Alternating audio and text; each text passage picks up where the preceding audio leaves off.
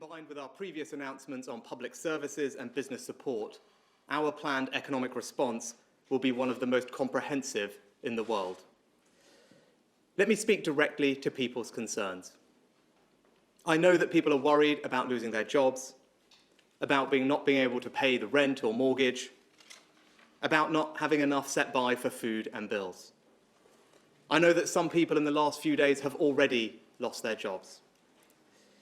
To all those at home right now, anxious about the days ahead, I say this: you will not face this alone.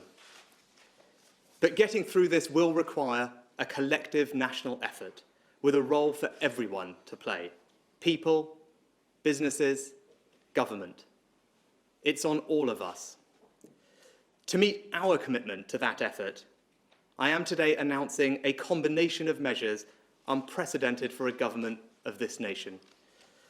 Our plan for people's jobs and incomes will protect people's jobs, offer more generous support to those who are without employment, strengthen the safety net for those who work for themselves, and help people stay in their homes. The first part of our plan is to protect people's jobs. This week, the government has taken unprecedented steps to fight the coronavirus. We have closed schools. We have told people to stay at home to prevent the spread of infection. We are now closing shops, restaurants, bars. Those steps are necessary to save lives. But we don't do this lightly. We know these measures will have a significant economic impact. I have a responsibility to make sure that we protect as far as possible people's jobs and incomes. Today, I can announce that for the first time in our history, the government is going to step in and help to pay people's wages. We're setting up a new coronavirus job retention scheme. Any employer in the country, small or large, charitable or non-profit, will be eligible for the scheme. Employers will be able to contact HMRC for a grant to cover most of the wages of people who are not working but are furloughed and kept on payroll rather than being laid off. Government grants will cover 80% of the salary of retained workers up to a total of £2,500 a month. That's just above the median income. And of course, employers can top up salaries further if they choose to. That means workers in any part of the UK can retain their job even if their employer cannot afford to pay them, and be paid at least 80% of their salary. The coronavirus job retention scheme will cover the cost of wages backdated to March the 1st and will be open initially for at least 3 months, and I will extend the scheme for longer if necessary. I am placing no limit on the amount of funding available for the scheme. We will pay grants to support as many jobs as necessary. And can I put on record my thanks to the Trades Union Congress, the CBI, and other business groups for our constructive conversations. We said we would stand together with the British people, and we meant it. We have never had a scheme in our country like this before, and we're having to build our systems from scratch.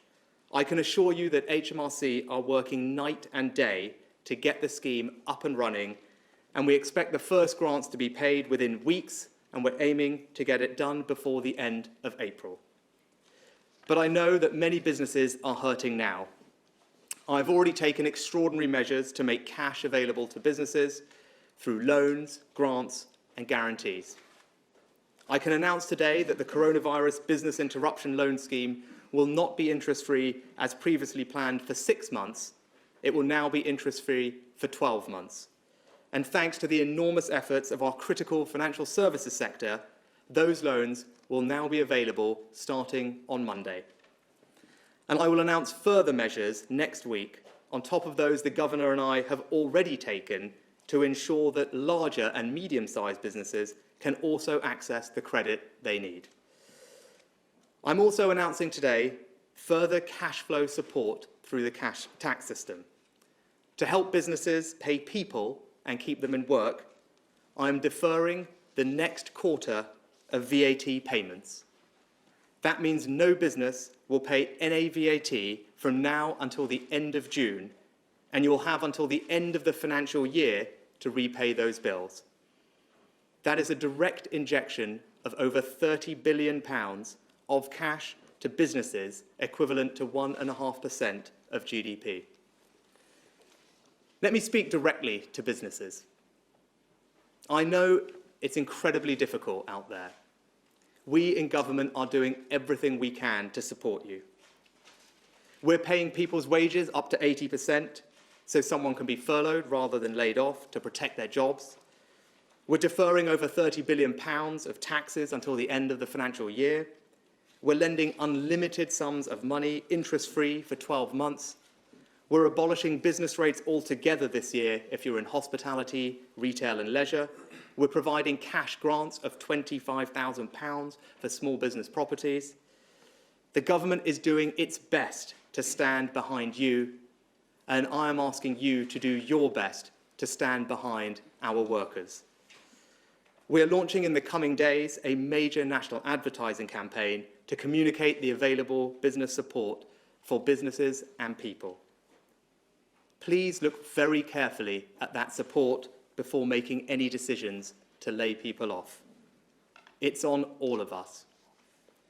We are starting a great national effort to protect jobs. But the truth is we are already seeing job losses, and there may be more to come. I cannot promise you that no one will face hardship in the weeks ahead. So we will also act to protect you if the worst happens. To strengthen the safety net, I'm increasing today the universal credit standard allowance for the next 12 months by £1,000 a year. For the next 12 months, I'm increasing the working tax credit basic element by the same amount as well. Together, these measures will benefit over 4 million of our most vulnerable households. And I'm strengthening the safety net for self-employed people too, by suspending the minimum income floor for everyone affected by the economic impacts of coronavirus. That means self-employed people can now access in full universal credit at a rate equivalent to statutory sick pay for employees.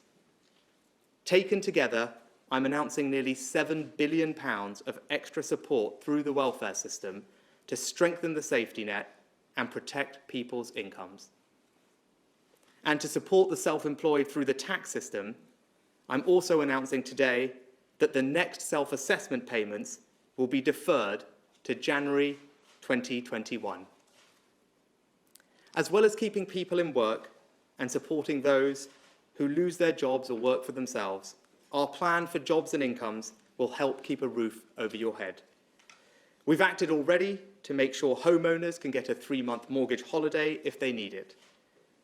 I'm announcing today nearly £1 billion of support for renters by increasing the generosity of housing benefit and universal credit so that the local housing allowance will cover at least 30% of market rents in your area.